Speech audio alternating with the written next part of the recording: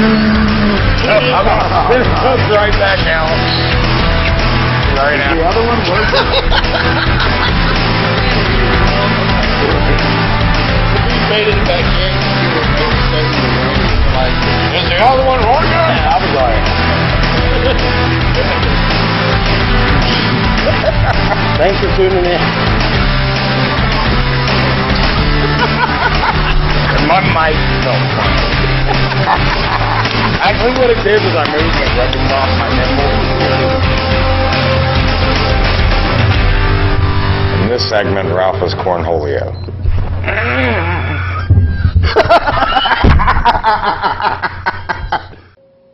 All right, guys, thanks for hanging with us. Right now, I'm sitting here with Dan Hudson from the Comic Bible. Thanks for having me.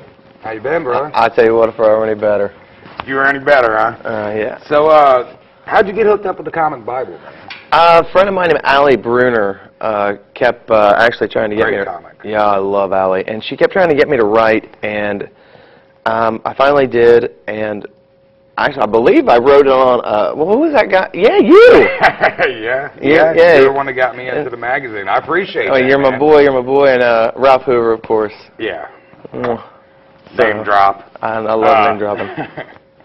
But yeah, I was really excited when you asked me to do that. Like, and it has helped some. Like, it definitely has helped get my name out a little bit. It was my honor to, dude. You guys don't even know how much, like, between you, Will Fong, and everybody, it's just been like, kind of like a roller coaster with you guys, because I've met more cool people just by doing your guys' show and his show and whoever's. I mean, it's been fun. Well, comedy's great, man, because it's kind of like a brotherhood. You know what I mean? Like a alpha zeta kind of thing going on. You know what I mean? And then you always have comics that you really like and relate to, and then you always have the douchebags that kind of, you know, we know a few of them. Yes, we do.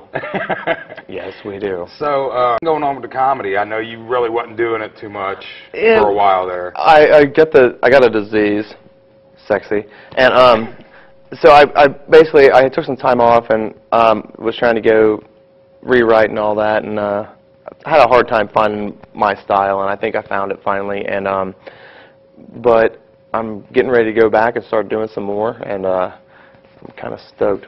Hopefully Rob will have me. Now, just to elaborate, just so people don't think you're some sick weirdo, when you said you had a disease, you're not talking about, like, you know... I got MS. It's, yeah, well, I did kind of leave that hanging out there, didn't I? You kind of just left it out there. No, like you know. I've got a disease. Guess. But, no, it was just weird, and it kind of, if you're like you and me, you know, we're gung-ho, and then all of a sudden you're like, you're not going so fast. And that's kind of what mine was. It was a flat back to reality, and I deal with it, but it's not bad.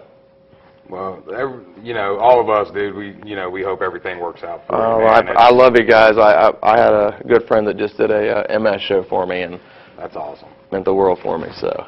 Yeah, that's great, man. Now, we talk about some comics and stuff. Like, who were your influences, like, growing up listening to comics? Oh, God. I saw Carlin, his last show he did in Cincinnati, and it was the greatest show. But the only problem was everybody kept going through, and, like, it was one of those deals where he did his HBO special, and when he did, like, they were yelling his punchlines beforehand. You could just tell he was getting irritated. And I remember sitting there leaning over my brother, and I'm like, I don't think we're going to see George again, because he was getting so big. And I'd have to say Carlin and probably Mitch Hedberg were the two of my absolute favorites. Mitch was a great comic, dude. It was really sad the way we lost him. I've actually became good friends with his wife. Yeah, we spoke about that a couple times. She's Lynn Shawcroft, and she's been kind of giving me an insight for the Comic Bible on how Mitch would have gone and approached certain things and his take on advice and stuff like that. And it's actually very surreal, because you're sitting there and you're talking to a woman who was basically Mitch's best friend, and you're getting an insight, and you're sitting there going, I wish I'd have known her sooner, but it was still a blessing in disguise getting to meet Lynn. I love Lynn to death, so. Yeah, it's definitely cool. It's definitely a cool story. Now, on the other side of that, I've done some shows with you in some pretty seedy places. You got any horror stories that you want to share, man? Yeah, and this is not a knock on anybody. But I did a show for the late great Steve Booth, and he put it on in a homosexual club. That wasn't the problem. What happened was we went in and we were followed by a drag show, and they were calling it the drag race. And I don't know if you've ever heard how a lot of my set. I have some jokes, and I had to actually ask, am I going to offend half the crowd with these? And I went up, and they hated me. I've never. I was sitting there and I was telling a joke, and I remember halfway through the set just yelling, "Oh my God, I suck!" And I was like, "See ya!" And I walked off, and Booth was like, "Dude, you need to chill out. You're not that bad." I was like, "You didn't say I was that good."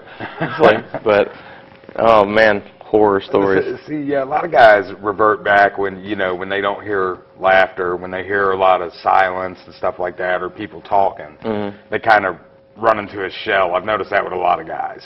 That's me. Like you and Rob Wolfong used to always tell me, you need to take the microphone out and move the mic behind. And the problem is I don't know if I felt safer behind the microphone or what. But I walk with a cane, so I'm kind of high maintenance-y with that, because trying to walk and but I think I was kind of hiding behind something that was literally that big. Yeah. But I felt protected behind it, so. As much weight as you've lost, man, you almost can hide behind the thing. Hello, ladies. I used to weigh 332, and I've actually dropped down to, I don't know, 2 something now. But everybody's like, "How'd you lose it?" Got a disease. Is there a secret? Yeah, get MS. You'll lose it real quick. They pump you full of steroids. So I don't know. Great weight loss program. And they have 2 versions. You can either get a disease or you can get on drugs. Well, that was my other choice. I was like, do I need meth dealers? Yeah, I do. I lost 40 pounds that way. Meth and MS, man, you'll be down to 150 in no time, dude. I look like it. Yeah, I'd be lower than 150. Well, now a lot of the venues around here, you've never been like a really big club guy or anything like that. Mm-hmm. What were some of your more fun shows that you've done? Like, now, I always enjoyed the bar shows because that's where you find out how funny you really are. I love the bar shows, and man, this has turned into a Rob Wolfong interview because, but I love any show Rob puts on, any show you guys put on. Best show I ever did was Off Kilter, which I believe is a Run Pro one, and it was so well organized. I loved it, and your relative helped me too. Yeah, sitting there screaming at a drunk, for those of you who don't know, I was doing stand-up, and this drunk girl was over screaming. And his relative looks over and goes, "Hey, shut up!" My niece, who was pretty young at the time, she was ready to get all Carthage on this chick. So cute. So cute. Oh. And the chick she ran off actually wasn't bad either. Had fake boobs pulled up to her neck. It was kind of nice. Yeah. Yeah. You had to think about it for a minute, didn't you? Yeah. It was a nice night for me. So now, where are you at with the whole thing? I mean, like you said, you just are coming back. Are you wanting to make this? Are you wanting to do more of the writing, or are you wanting to do more of the comedy in the future? I mean, where do you actually want to go? I would like to do, my dream is to actually do a cartoon, but I don't know how to even, I'm horrible with animation, and I'd have to find somebody that could do it with. But I'd love to do like an animated series type deal, but, because, I don't know why, but that's what, with the MS, you never know, because like I might commit to your show, to Rob's show, to anybody's show, and that's why I'm always scared about if I ever got on one of the clubs, is what if I commit and then I have an MS attack? Yeah. I end up canceling. That's what I did to you. Remember the first time we ever met? Yeah. And that's what. It's such an unpredictable thing. So I would prefer to work on my own schedule, which is the bad part. But I guess writing. Well, see, that's like I don't really understand what you're going through because I don't have MS, but I do have some problems of my own, and I understand the not knowing, what's going on. Like I can go to bed completely fine, and when I wake up, my hand's the size of a football, my foot's swollen, my knee won't bend, and it's just, And, you know, sometimes I'm laid in the bed for a week at a time. So. That's me. I can usually tell if I have it, I'm going to be out for like 2 to 3 days, and I'll just tell my wife, I'm like, leave me alone, don't let anybody interfere with me. But it's basically what it is my brain is telling my body to attack itself. Okay. And it's weird because you'll sit there and like I'll hear ringing, and then the weirdest thing for me was when I got it.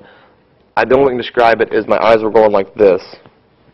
Is the way I kept, and it separate. Yeah, and I went blind for like 2 months, and it was an interesting ordeal. And when I was in it, that's one of the reasons I was in stand-up now, is because I made a list. I thought I was dying, and the list number 1 was get back into stand-up, and that's why I got back in. Well, because see, that's the thing too. Even though you're just now coming back around the last couple of years, you actually started out quite a while back. Oh God, yeah.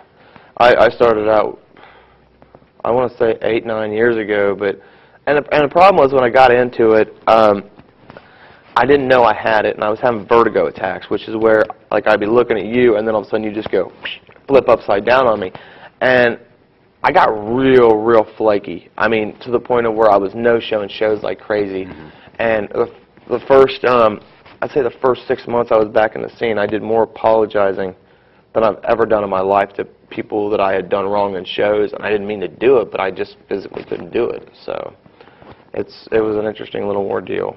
Yeah, that's the thing about comedy. People don't realize how much your real life affects your comedy. Like, I mean, it's like missing shows. Like, I've missed a few, you know what I mean, due to stuff like, you know, if I can't walk, I'm obviously not coming to a show. You know, and then it's like, but you get a lot of good material from, you know, things that go on in your life. Oh, yeah. So that's like, I know I have an abundance of comedy that comes from pain. You know what I mean? Yeah. And I've heard you tell jokes, you know, about it and stuff. And a lot of people know you as the comic with MS. I know, that's you a sad or the guy with the cane. The one thing I love about you is, and I know I'm changing subjects here, but I always liked, one thing I loved about, and why I actually chose you for the Comic Bible, was, I hate to use the word natural, but you're so natural at what it's your delivery, and you're one of the only people I've ever seen. I remember I realized it at Off Kilter. I was watching you, and I'm like, the guy's unnatural at it. You seriously, you look so at home behind a microphone, or just, and I don't know. That's one reason I chose you. Is like, and I don't know how to explain it. It's just one of the deals where I sat down, watched you, and you know how, this is going to sound really mean, but do you ever notice how sometimes you'll see a comic going up and the jokes won't be going over, and you'll kind of give the, because laughter is contagious. Yeah. You're one of the only comics I've seriously like busted a gut laughing at. There's other ones too, but when as soon as I got the gig, I was like, oh, Joe Lunsford. Joe Lunsford. Well, I definitely appreciate you're that, you're my boys. Yeah, and that's, I mean, I always, you know, I love you to death for that. I really do appreciate what you did for me. Oh, anytime. It's a great thing, man. It's a great magazine. A lot of people need to check it out, you know. Well, thank you. You're a great writer. I mean, I wouldn't have wanted anybody else to do the interview. I'm a goofy butthole is what I am, man. I just submitted an interview to Mr. Rob Wilfong, who will be coming up in an upcoming episode or issue. And it's the poor guy. My questions are so out there, and the only regret I have on yours is if I wish I would have done you like a little bit. Oh, that sounds really perverted. I wish I had done that a little bit later because I've developed my writing style, and I make some messed up questions for you now. Well, you know, I can always do it again. You know, sounds like a wiener to me. Do some progression, see where I went from the last time. So. The Joe Lunsford tribute article. But you're only in the 3rd issue. It's a tribute. It's a look back. You know how shows do that. That's what I want to do. That's cool, man. That's awesome. So, what the last issue that you guys just did, who was that on? We did it. Mine was on a gentleman by the name of Steve Booth, who's one of the biggest comic influences of probably my life. He's a legend around here. Oh, he was the P.T. Barnum of when I first started out. He went through and he set up every show. And the cool thing about Steve was you know how people will put on shows and, you know, they want, you know what I mean? But this guy was so cool. He would go, and even if he wasn't on the bill, he would put it on just to get us time. And it was like he was always looking out for us. And that's the way I looked at it. We were kind of like his kids, and he would do the same thing. And again, another Rob throwback. Rob and you guys do the same thing where you'll put shows on. And I'm telling you, promoting is one of the hardest things. And I'm sure you guys and him would both tell it's the stuff you guys got to put up with, because then you got your comedy, and you've got to put up with promoters. Yeah. Which. Yeah, working with venues and working with comics it's like pulling teeth. It really is. And that people that know comics know that they're the biggest babies in the world. What do you mean by that? I mean, I do it too. You know, if you don't get your way, you get a little agitated, especially if you're the one trying to set up the show. That's true. How are we doing? No, I was looking at Ralph. Oh. But yeah, that's Ralph is the biggest OCD head I've ever met in my life. Not OC head, OCD head. I'm the biggest crankhead. Definitely, man. But yeah, I mean, it's pulling teeth, man. I mean, because comics can be the biggest babies in the world. I mean, they really can. And it's like, you know, tell somebody you got a paid show. People got to learn to just say it's paid and don't tell them how much.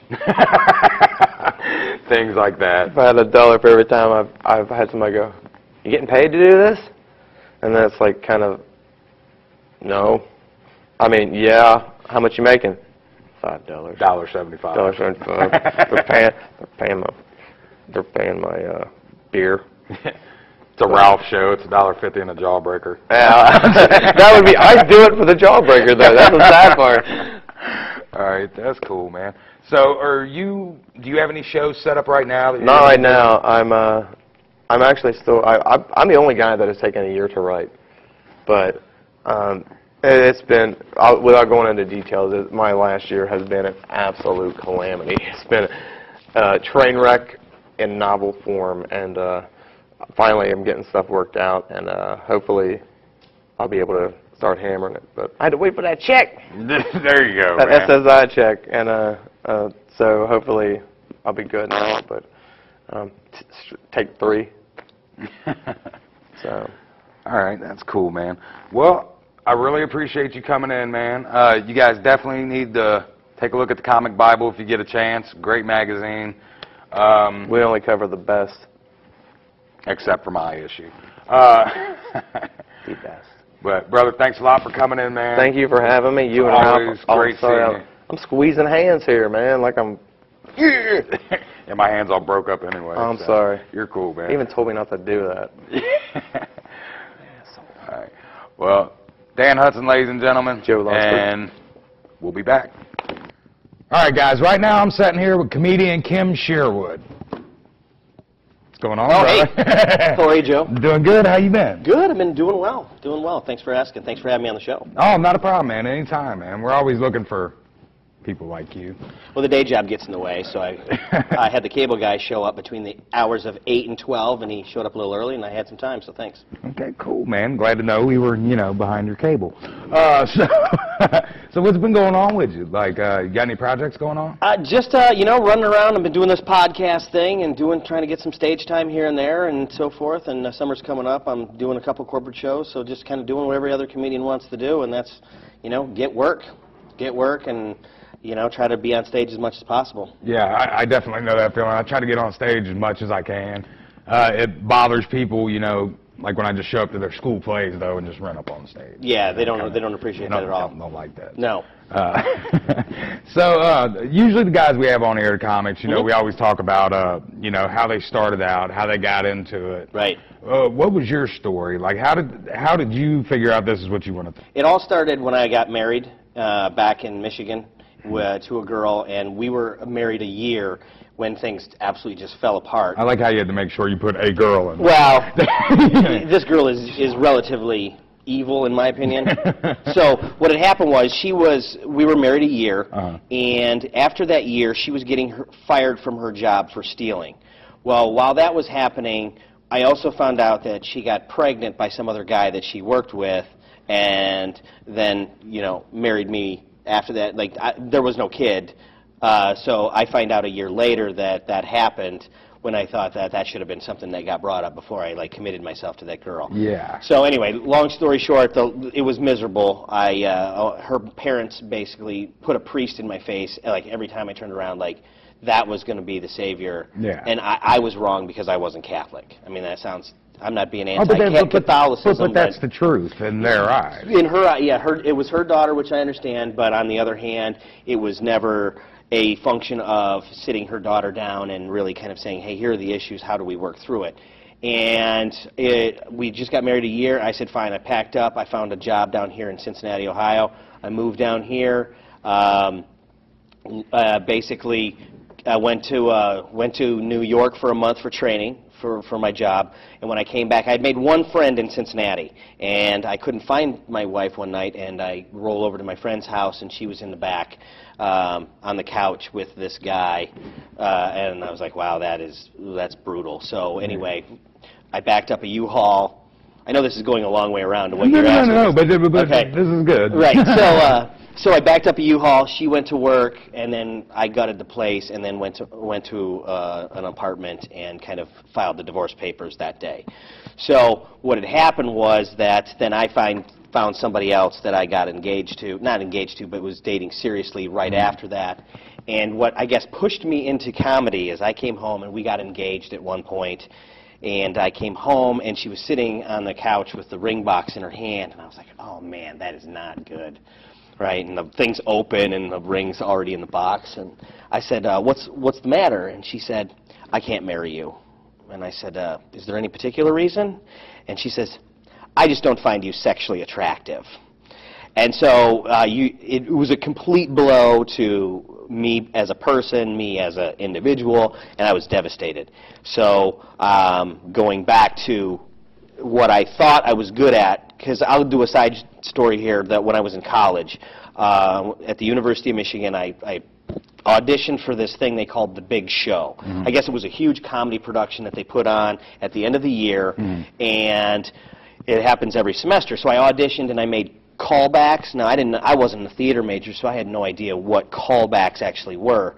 So I went to these callbacks, and there were literally 80 people in a room, and I found out that there were probably about 65 guys, and 4 of the guys had already been on the show previously, and they were friends with the producer. Okay, so and they were taking, I think, 6 guys. So really, there were 2 slots out of 65 people for this production, in my opinion, because these guys were already going to be on the show. Yeah. So this thing is going on and on and on. I'm at callbacks, we're doing improv, we're doing all sorts of stuff, and I have no idea what's going on. These people are like, I'm a theater major, oh, I was just in Oklahoma, and I did this, and I'm here on a drama scholarship, and I was like, I am way out of my league. I mean, way out of my league. So it came down to, like, there were 20 of us left, and I told the producer, I said, I can't do this anymore. I mean, my God, this thing's going on for 4 hours. And eventually he goes, all right, here's one scenario. I want you to come in. I want you to come in through this door. I want you to act it out in front of me, and it'll be deciding on whether you're going to make the troupe or not. And, I mean, there were still other people here, so I came in, kicked the door open, did my thing, and walked out. And before I hit the exit door, he goes, all right, we'll see you at the writer's session on Monday. And that was kind of a huge moment for me in comedy, just to realize who I was as a person and what abilities I had to beat out all those people. And before my grandmother died, she told me a phrase. She basically said, don't ever hide your sense of humor from the world. And she kind of said that like on her deathbed. And I thought that still kind of chokes me up a little bit.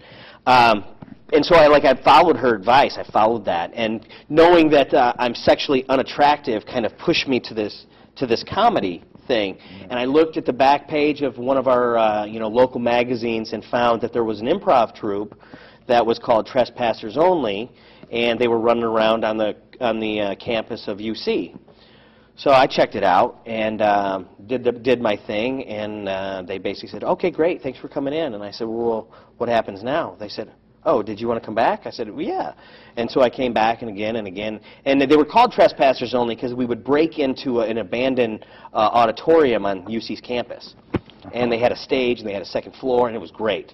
And nobody bothered us, and it was a perfect space. So I did that, but then I got to the point where the improv with these people wasn't enough. I never, not like I'm a control freak, but I just felt like the improv could go in a different direction. We could get better gigs. We could, you know, branch out a little bit. And so I basically removed myself from that troupe and started, in 2000, I started the Cincinnati Improv Festival, and we had it down in Newport at the Southgate House, and it was a fire hazard. I couldn't believe the amount of people that packed into that place for one night of improv. We had 5 or 6 troupes, and I had no intention of ever really producing my own troupe. But all these people showed up, and they didn't have a troupe, and so I said, okay, well, I'll just form my own troupe, and then I performed at my own festival. Okay. And then that led to somebody said, hey, I heard that troupe was good, and then that led to us performing every week at an establishment. Then we kind of cut it back because it got mundane, and then, you know, that once a month, and then I finally got to the point where I outgrew the improv troupe, meaning that where do you go? And I found that it was tough to actually branch out of improv without a troupe, meaning that you'd book a gig and, well, you got to book 5 other people's schedules. And then I just started stand-up. I did a couple open mics, and then I got hired sight unseen at the Funny Bone, and I did like 3 open mics, and I was the MC, which is completely unheard of in the business. And it kind of hurt me long term, but I mean, that's kind of how it happened, was just kind of the fact that this woman called me sexually unattractive, and I just, you know, and that was the only thing that really made me happy. I said, if I got this many problems, I might as well just do comedy. Well, that's you know, most comics have, obviously not that story. It's a long one. I'm sorry, I didn't mean to. No. I just mean the whole sexually unattractive thing, which is bullshit. By the way. Oh no, I appreciate it. I know you find me attractive. Yeah, very much so. But no, it's like it seems like most comics don't have your standard great life. You know what I mean? Right. We all come from someplace a little tormented. Correct. Because, you know, for us to come up with half the shit we do, you know, you can't be completely, you know, level-headed or sane. Sane. So, yeah, sane is a good word. That show. And, yeah. I know, I've been at those shows. Yeah, you have been to this show. Yes. Yes. Man, I tell you what, it was the worst experience I think I've had as far as being, because I headlined that night. It's hard. And I was completely drowned out, and, you know, I'm up there, and a woman actually came up to me and said, and Ralph is my witness, and everybody else, because this will be the second time I've talked about this, woman gave me $20 to shut the fuck up for 1 minute. For you? For 1 minute? She said, if you would shut up for 1 minute, I'll give you $20. Did you take the cash? Took the $20, shut up for a minute by looking at the clock, and started telling my jokes. Oh, wow. And then she wanted her $20 back. Yeah, I know, $20 for 1 minute. Oh, wow. Did you give it to her? No, hell no, I didn't give it to her. I bought some beer and sent one to her. Wow. But see, that's a function of the bar owner. And if the bar owner is going to, or the promoter or whoever is helping the show, if the bar owner doesn't stand behind the show and basically kind of help that show along, it's going to be disastrous.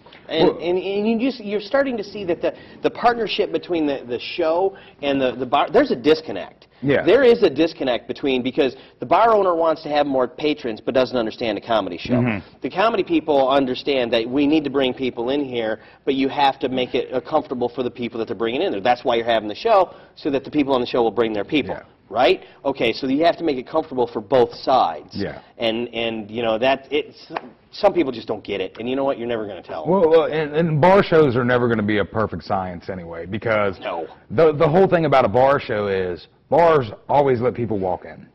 That's never going to stop, you know. Even if they're charging a cover charge. Right. You know, if somebody's wanting to get drunk, they're not going to care to throw the $3, $5, whatever, $10, whatever. Right, right. And they're going to come in, they paid their money, so they feel they're allowed to do whatever they want, and that includes heckle the comics, jump up and down, scream, throw beer, whatever. Well, you know, and I've seen, you know, speaking of letting people in all the time, you know, that's the other function, is where you're going to put the stage, or where you're going to put the comics. If you're going to sit them right next to the door, visually, you know, you're always looking at that person that's coming in the door. And the other problem is that you've got to, if you have a regular show and you've hijacked this place and taken a door, your regulars are going to be upset. Yeah. You know, and so, you know, and whoever's running the door doesn't really take that into consideration. No, go ahead, just be quiet, you know, you're getting in for free, and have that exchange of reciprocity that goes on between the regulars and the show. and it gets muddled, and then people get mad, and then the comics get mad, and then the show is no more. Yeah. You know, and then that hurts the community as a whole. You know, we've had several different bars that we've ran, and they've been good shows. And typically, you know, the first couple do well. But then it's the same thing you run into, like you said, with the regulars. Like, well, we got stuck on a dart night at this one place. Oh, yeah. You know, and it's like, man, you know, well, we're waiting on them to get done. Oh, no, we're only down to our 301s now. Like, and, how long is that going to take? Oh, about 4 hours. It's 9 o'clock. Well, we're going to go ahead and get started. Right. You know, and then it's like, oh, well, we want to talk. We want to do this and that. We want to be able to play our game without these guys yelling. And it's just, it's always going to be. You know, and it's tough to get a bar owner on the same page because they want so much in the beginning. Right? They want you to bring so much to the table in that first show, and you realize that you have to train your audience to come to those shows. Yeah. What I've done in the past that kind of helps things along is, tell me what your average bar sales are on the day that we do this show, and whether it's a Friday. And we do one of the shows I run, we did this. He says it's about $500. And I said, okay, if I can increase your bar show, you've got to kick in something for me. If I can increase your bar sales, straight up, and you know, and that's the barometer, because that's what it really comes down to. Yeah. You know, if we're going to avoid a cover over here, then I want that $3 to go to your bar, and I want it to go to your bottom line, and I want you to see that we did a good job. Because if you're going to come to me and yell at me after a show, I want to go back down to your bar sales and say, wait a minute, we increased your bar sales by 20%. Yeah. I don't know. That puts everybody on the same page. Yeah. Yeah. And that's what everything needs to happen when you're promoting bar shows, but it doesn't always happen. Okay. Now, we were talking when we were outside before we came in about it's kind of changed around here, the comedy and the guys actually doing the comedy. Right. Are there any guys that you're following, like newer guys that have just came out that are, well, maybe not just started, but, you know, are now starting to get a little name? Yeah, I think there's a couple guys out there that are really starting to get it. But I think, you know, if you ever look at the history of like a lot of the comics, everybody, you know, the enthusiasm is always great in the beginning, and it builds. And then after a while, you know, your friends don't come to your shows. You know, you're doing the same stuff. Your writer's blocked, and then they plateau.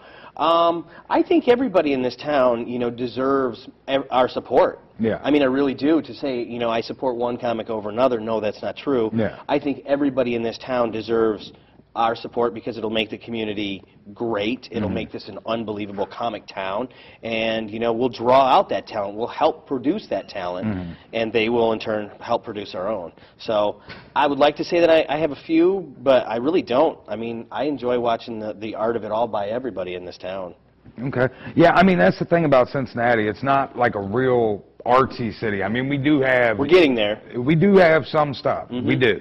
But as far as, like, the comics go, there's not a lot of places to showcase it around here. So we kind of get... You definitely have to hunt and peck for the show. Yeah, I mean, you know, the talent kind of gets swept under the rug around here because it's so hard to find a show, you know, to actually do, and then the clubs aren't exactly always inviting to get in. Right. You know. But that's the thing. If we support all the people that are doing comedy, that enthusiasm will translate into them doing their own shows, and then therefore there'll be more opportunities. Because, I mean, for one guy to hit 5 bars and say, hey, we'd like to do a comedy show is one thing, but if we have, you know, 5 comics each hitting 5 bars, that's another. Yeah. You know, so that's why I say, you know, we really need to support our own, you know, so that we all have the time and the opportunity to perform. Yeah. I mean, and that's like I said, I mean, I could name off 10 guys that are great, that should be doing a lot better than what they are right now. Are you talking about, is one of them in this interview? Yeah, 2 of them, actually. But yeah. Appreciate it. Yeah.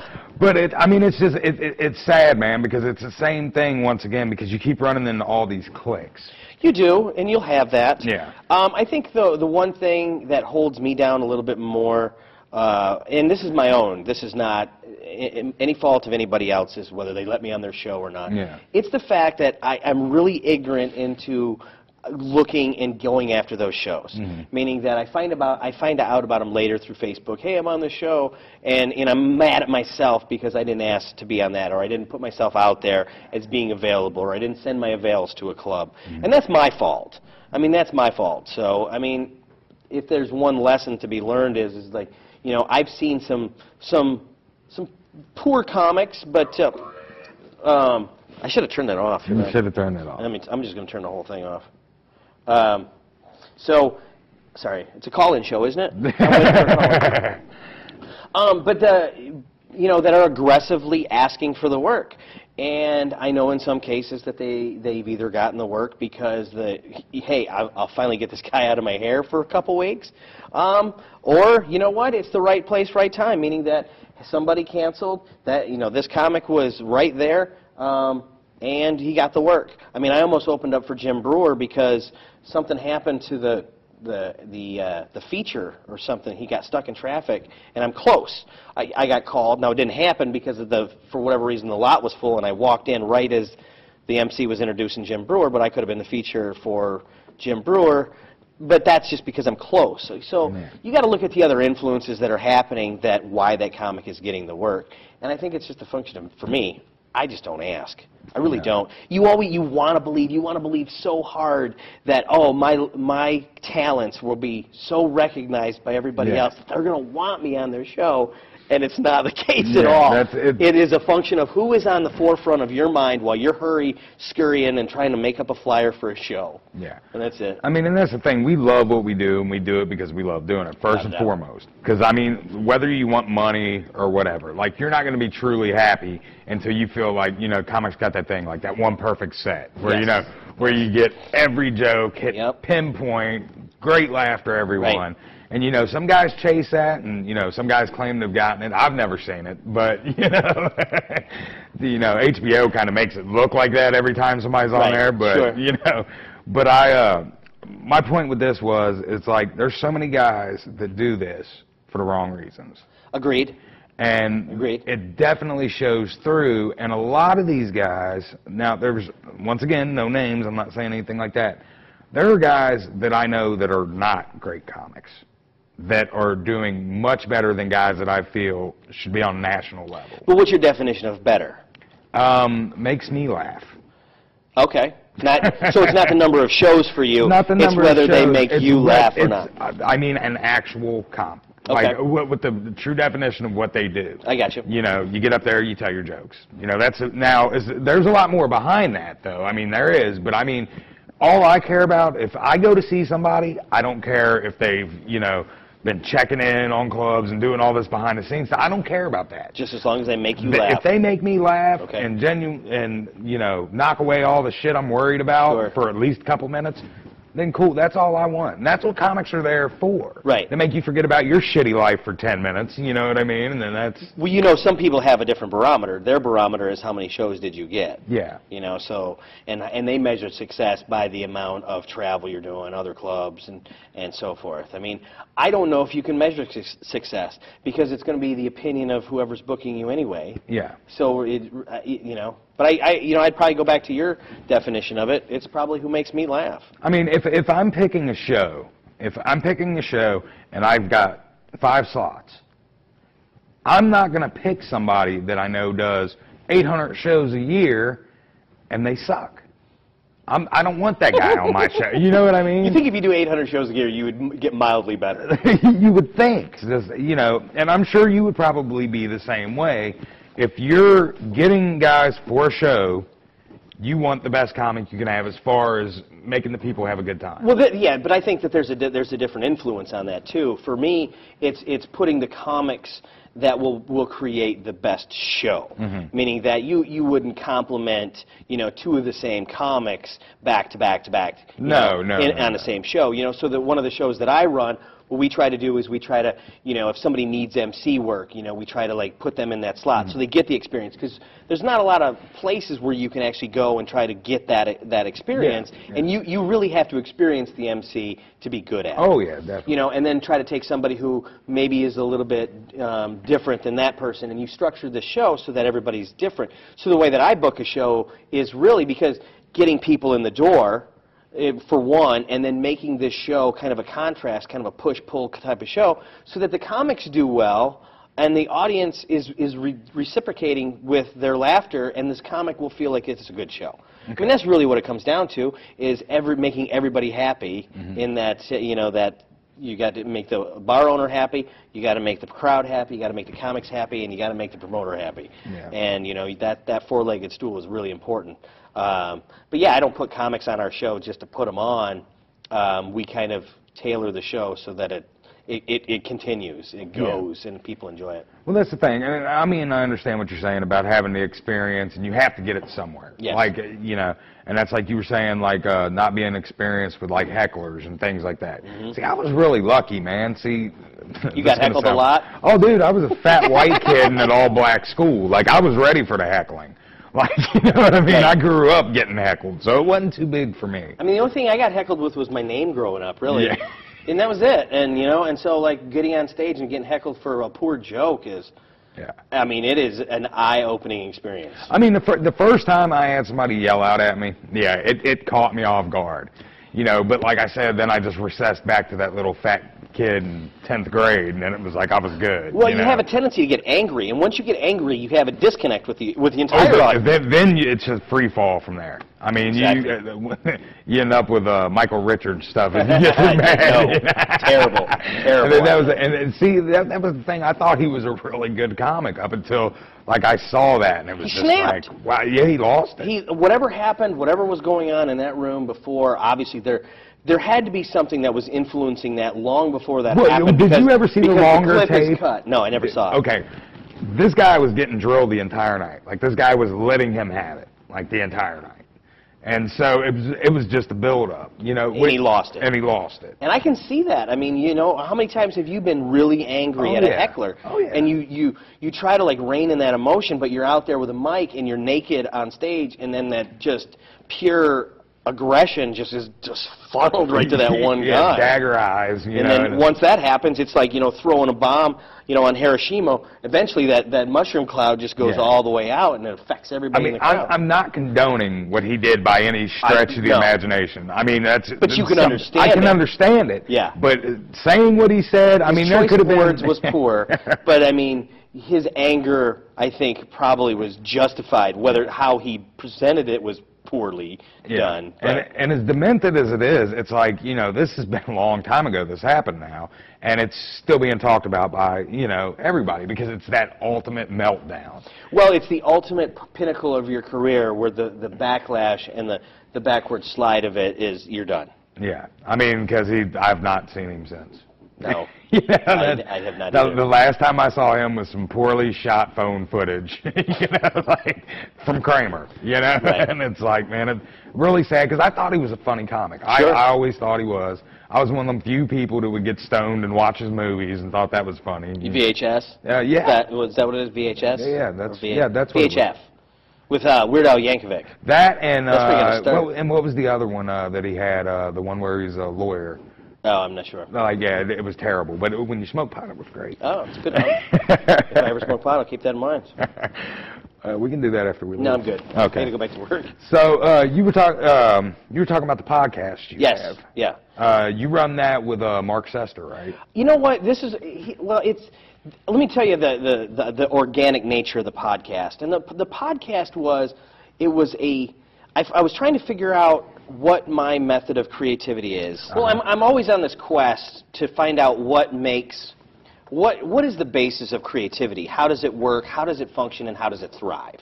Right? Because I think we all have a tendency to, when we come up with a creativity, that we always try to protect it so much. And I think by protecting it so much that we become in our head, and that idea just never has a chance to actually manifest itself and nurture into something, you know, that becomes really great. So you're basically causing yourself to be psychotic. A little bit. Pablo Picasso method. Same, exactly. but when you're looking at creativity as a whole, and I guess this kind of led me on this quest, was how did I, you know, because you got into this comedy thing because somebody said you were funny. Yeah. Okay? So I said, well, okay, well, how did I become funny, and now why all of a sudden when I do it differently on stage is it a harder process to create? And I find out that it's, you know, creativity is best done in a group setting, meaning that where everybody feels comfortable with each other and they trust each other, and that idea can grow and nurture and everybody can contribute. So the idea of the podcast came from, like, you'd go to these writing sessions and you're just sitting there in this writing session and you're just, you know, mentally just balled up because either you're nervous about your idea and you don't trust anybody else, or you feel that your idea is stupid, so you censor it, or you just don't have that playful nature about yourself to express that idea. So I was watching all these comics, and I noticed that even in a writing group, they were all expressing that. They were all expressing a very, very reduced sense of creativity. So the idea of the podcast was like, you bring a couple ideas that you're working on, I'll bring a couple ideas that I'm working on, you bring a couple ideas, and you know what, I'll throw some Jägermeister on the table, you take a shot as you go, and you know what, and we organically just do this podcast, and basically it becomes a very informal writing session, but now you can take this very playful nature of a conversation, and now you have intellectual property. Because I think this business is all about intellectual property. It's not just about performing that, because with YouTube, with the internet, with the ability to contact and broadcast yourself in a much greater fashion. I don't have to go to New York anymore and have an audition. I don't have to go to LA. I can have a podcast, I can have a video, I can do my stand-up, I can do all these other things, and I think that there's an organic cycle of ideas that seem to happen in there, and the podcast is just one of those ideas. But I find it extremely fun. I like that conversation, kind of like the show. We are organically creating something, and then you have intellectual property. Same way with the podcast. I think that with the podcast, everybody has their own mic, and it took me a while to figure out the equipment. But it's really just bring your ideas, and now you have a place that's safe, and we can share them, and we're all going to contribute to your idea and come up with jokes, and then whatever we come up with is yours, and that's a written thing. Like, that's your joke. If we contribute to it, that's yours, and then everybody has that. Well, see, I've never looked at it like you said, like somebody always tells the comic that they're funny. That's where they start out. I was one of those guys that never really thought I was that funny. Like, I mean, I knew I would get people to laugh and stuff, but I looked at it from a completely different point of view, because the things that I used weren't necessarily my own ideas. So I never looked at it as I was funny. I looked at it as maybe I was able to point out things better than other people. You had explain it. A keener sense of observation. As we were talking about before, I think that's more what it is. And then, you write it down, and then it's considered your property or whatever. Right. But in all honesty, the way I've always looked at it is like, the world is what creates what's funny. Sure. Like, everything I'm saying, that's what's funny, not me. I'm just able to decipher it and push it out in a way that people understand. But it's your point of view of the world that's being funny. But I think the problem is that we hold on to this creativity because we think that people are going to steal our ideas. And in reality, it's not going to happen if you trust the people. So if you don't trust the people that you're doing the writing session with, you are going to hold back those ideas. So the idea was a podcast to just get people that I love and I trust, and just to have fun. And if it sucks, it sucks. Now, I have had some people on there that tried to be funny, and it translates terribly on a podcast. I just want it to be organic, and I want it to be something that's really special, and to have the ideas come out and be entertaining and have it broadcast as just another piece of intellectual property. So that's how it happened. It's One Hot Mess on iTunes, and if you Google it. It's I spell out one. Look for the flaming turd. That's the icon of the podcast. One Hot Mess on iTunes. Like you were saying with the podcast, because there's no visuals to it, it almost has to be funny. You know what I mean? Like, what you're saying has to translate. Here, if we say something and screw up, I can give a dumb look to the camera or something, and it just saved it, things like that. So, I've always looked at, like, radio and podcasts and things like that. You really have to be genuinely funny for that to work, because there is no acting out. And it really has to come, the funny, I want it to come from your personality. I don't want it to come from... I don't want it to come from, like, you doing jokes on my podcast. I mean, so it's a much more organic process. And the way I look at it is, you have an idea for a joke, it goes to the podcast, you get the podcast, you listen to the podcast, you farm out the idea, you try it on stage, maybe it works, maybe it doesn't work. Oh, well, maybe there's a sketch idea in there, or you talk about it in a blog. So you have all these methods of creating creativity that I think start, like, one step off the idea. And it all kind of comes from that podcast. So, I don't know. I may be wrong, but that's kind of how I am organically trying to find my way in the comedy world. This word keeps coming up, organically. That's not the word you think it is, kids. Joe thinks of organically a little different way. All right, man. Well, it's been great having you on here. You guys definitely check out his podcast. We'll have all the information at the end of the show for you guys to go check it out. It'll also be posted on our website. Thanks a lot for being here, man. Joe, thanks again. Good seeing you, and thanks for having me on the show. Not a problem, man. Anytime, dude. Appreciate it. Kim Sherwood, and we'll be back. All right, thanks for sticking with us. Right now, I'm sitting here with a country rock band, or rock country, as you guys said, 90 Proof Twang. What's going on, guys? What's going? How you doing, man? Good. I'm not doing too bad. You guys go ahead and introduce yourself from the end down. Bob Huff. Dave Cornett. Josh Brock. All right, so you guys said you guys are a country rock band. What kind of stuff do you guys listen to? Like, where do you get your influences? A lot of like Jason Aldean, Justin Moore. Just a lot of the newer stuff. So you guys are more toward the country side of it. Yeah. Oh, absolutely. Yeah. Okay.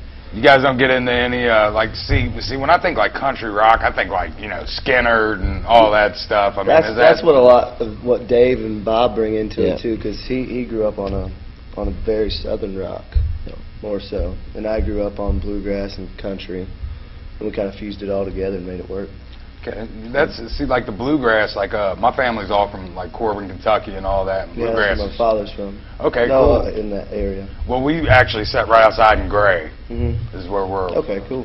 And that's bluegrass is huge there, man. Oh yeah. And that's like you guys like all the new fusion of like the country and blues and rock like that's coming out now. Like the big thing with like Kid Rock now. Everybody thinks like he's a country star. Like, I don't think Kid Rock's much country really. No. But I mean, he crosses over does, a little, yeah. but it's cool. I mean, he's his own sound. Yeah, that's for sure. he keeps his sound, just mixes it a little bit with the country stuff. It's funny watching somebody like that's progression because when I was a kid, he was a rapper. You know what I mean? Just straight rapper, like yodeling in the valley and all that stuff, like nasty shit, And now he, once he did that song with Sheryl Crow. Yeah. After that, everybody just And like then he he's did on all every, summer long or whatever that was. Yeah. with Skinner and. And it's like that's all he's on now is like country stations. Right. So I was just wondering, what kind of aspirations do you guys have? I mean, is this something you guys are doing like as full time, or is this Weekend Warriors. Weekend Warriors? Yes. I do it full time right now though, because I play acoustic too. Yeah. And so I play about 4 days a week. But yeah, So this is what you want to do. Yeah. This is. they got a little age on me, so. Yeah. We're old. But yeah, I'm only 22, so Oh wow, cool. yeah, this is what I'm gonna try to do something with it. All right, cool, man. Yeah. So being that it's just like a weekend thing right now for you guys, now if something was to come from it, I mean, is it something you'd run with, or is it just not? No, Joe. Not me. Not you guys. No. So there's not going to be any albums or anything like that. Well, Or, we're talking about making a record Okay. just for all our fans and local and so you guys are just content with doing bar shows and. right now. Okay. For now. Yeah. I don't think I'll ever be content, to be honest. I wanna. Yeah. Well, when you're young, man, Yeah. that's, you get some Yeah. years on you. It's like. Yeah. So where have you guys played that people may have seen you? Toby Keith's Okay. downtown. The Farm, Eli's, Turner Gill's, Indian Creek. Did a couple things at Riverbend last year. Yeah. Oh, well, that's cool. Riverbend. Yeah. Yeah. We're actually doing Aldine this year. At Riverbend. Okay. Yeah. So we're hanging out at We that. play point. on what's the stage? Time Warner Stage. Time Warner Stage. Mhm. Plug. This is Time Warner here, so. Oh. But There you go then. so you guys said like your influences are mainly country, for the most part. We're doing some Skinner. Well, I mean, other than that, are there any other like rock, icons or anything like that you guys kind of? I'm really Maybe. liking Blackberry Smoke right now. Yeah. I like what they're doing a lot.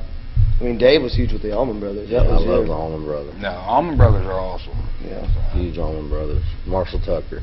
Marshall Tucker, yeah. Yeah. Well, those are the rock bands that always had that little influence, that little Yeah, country little flavor, blues yeah. influence kind of There's that thrown in. southernness, Yeah, definitely. You can definitely hear it in Marshall Tucker, man. And then like the blues part of it, like the lyrics to the songs that they did. Yep. Like, you know, want to crawl inside a hole in the wall and die. Yeah. You know what Yeah, I mean? they just fuse so many different things together, really. And like Fire on the Mountain, a lot of steel guitar licks. Yeah. Well, that's usually with the best music, man. That's a lot of people, you know, like to classify music, put it in genres and stuff, man. The stuff that you can't classify is usually what's the best. Yeah. You know, because it does implement so many other little things. Right.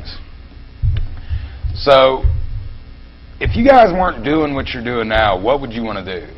Like, as far as, you know, Music-wise, or just anything. Like, if you could pick anything else to be doing, like, other than a supermodel, like, you know, what would it be, you know? gosh, I'd like to do what Chad's doing. There you go. He's got a good job, man. He has fun with it. yeah, I like studio work too. I'd be So happy. you guys be happy doing, like, production stuff. I'd want to go on the road with a band. There you go. Yeah, and just work on stage or something, party. That's my like ass me, off. being a stand-up comic. That's what I just want to do, man. It's just be on a bus and gone all the time. Hell yes. You know, just see everything I can see. Because I'm still fairly young. I'm only 31. So, I mean, you know, it's like you said, being young, you want to do all that stuff, go out, look around. That's like, I still want to do it because I'm still young enough. But then again, like, I could see myself like being on the road for like a week. Like, man, my sciatic nerve is acting up, and Limping my around gout's and shit. kicking in. Like, I need some pain pills and some sleep, man. Yeah. So, being that you guys do the bar shows and stuff, obviously you guys have to deal with not so much like hecklers, but people being loud and obnoxious while you're playing and stuff. Sometimes. Sometimes. I think it makes it fun sometimes, Yeah. too. See, me too. I like it. actually like it. We don't have No, I haven't noticed it. that. You guys any haven't trouble. noticed any of Haven't it at all? noticed We have, our following's definitely a drinkers and a rowdy They crowd, are. but they're great people, Yeah, honestly. they're We have all a great about having following. fun. Totally having fun. Well, see, you guys kind of go into it more. People kind of already know you guys going into it. You know, as far as like you don't really play so much to foreign audiences. You know what I mean? Like Right. people that don't know you going into it. Toby's is probably a different bunch of people every Yeah. time, Okay. but we haven't had any problem with anybody. And it's only been around a year, so. Yeah, we've only been. Yeah, you guys only been together for about a year then, Yeah. right? Yeah. Okay. So we've built a good following, a great following Yeah, actually right absolutely. now. But now it's just getting out to new people, like this right here. Well, there you Best album of all time. Oh, Lord. All time. My opinion, In your opinion. Physical Graffiti, Led Zeppelin. Really? I love it. The whole record's great. That's a good, honest pick. Not one I would have expected, but that's a really good album. I can't even say I have one. Me neither, Joe. That's like- big question mark. That's like asking like your favorite song. I couldn't Yeah. ever even come close to choosing my favorite song. Dave, you were right on that. Oh yeah. I mean, it's a good album, man. Yeah. It is. I don't- I mean, it's a good record though. I'd have to say Stevie Ray Vaughan in step. That's a good one, too. That's another one that, you know, wouldn't really have thought of. That's what I'm saying. When you get all this, because I listen to metal predominantly, Mhm. you know, and like if you ask me what the greatest one of all time, I'll say anything Priest made, you know, like, but other than that, it's like actually picking something, man, and saying like one All album. time is a huge word for Yeah. one thing. Like that's big. It's just cool to see other people's opinions. Like my ex-girlfriend, I should have knew it wasn't going to work when she said like Pink, Misunderstood was like the greatest album ever. Yeah, well, when you ask me that, I go from I try to think about bluegrass, but then I'm like, wait, there's country, and then I can go to rock. Like I never know. Yeah. I guess I listen to. I'm just going by my favorite. Yeah, oh yeah, Oh, that's hell what I yeah. wanted. I mean, that's just what I one wanted. of my. As far as every song on it, I just like that. I mean, I mean that's a great pick, and I mean there's so many of them. I mean, and especially if you start switching genres and stuff Right. like that. I mean, you can get into anything. Like Yeah. NWA had one of my favorite albums too. You know, I don't even like rap music, but Yeah. NWA was the shit, man. When I was 9, you know, so Yeah. it was just fun having stuff like that. So I had something to hide from my parents because I wasn't into drugs yet. So Mhm. you know, it's like, Hell yeah. oh, they're all black and they cuss. I can hide this Under the bed, right? All right, cool. I guess what we're going to do now is going to go ahead and set up and let you guys go ahead and pick up them guitars for a little bit. Cool. Right on, man. This is an original song that we actually wrote. It's called You'll Be Thinking of Me. So, 1, 2, 3, 4.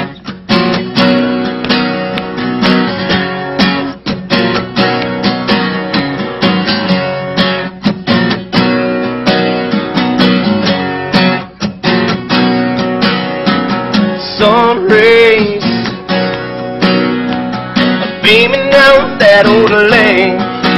This is the only place where I can really come to think on the tailgate of Chevrolet.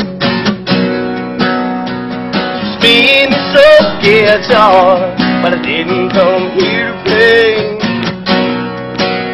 It's the only thing that eases my heart. There's a whole lot going on in this dumb head of mine. So I'll just sit right here and leave it all behind. And oh yeah, I got the radio singing me out of a familiar tune. And oh yeah, I got the top pound double gold wonder and set my mood. In about an hour that old sun's gonna fall behind a blanket of tall pine shoes. I'll still be sitting here in Indiana heaven, living life like a dream. And I know, you'll be thinking of me.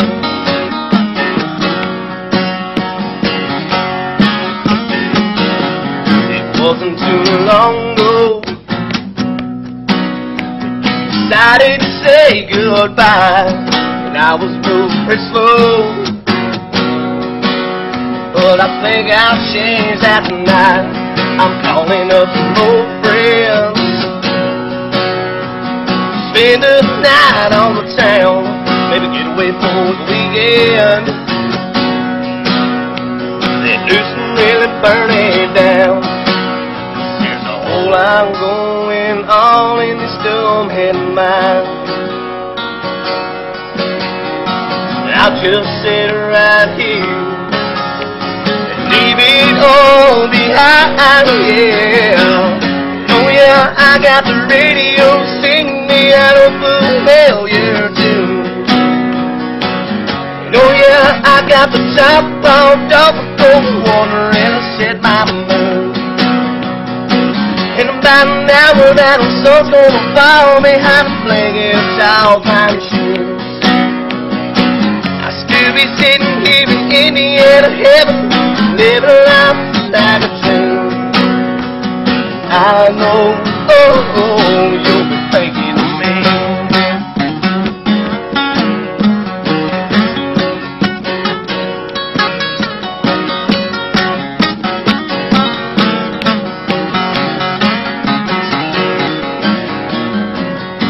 Yeah, I got the radio singing me that old familiar tune. And oh yeah, I got the top out off the gold water and it set my mood. In about an hour that old sun's gonna fall behind the blanket of tall pine trees. I'll still be sitting here in Indiana heaven, living life like a dream. I know, you'll be thinking of me. You'll be thinking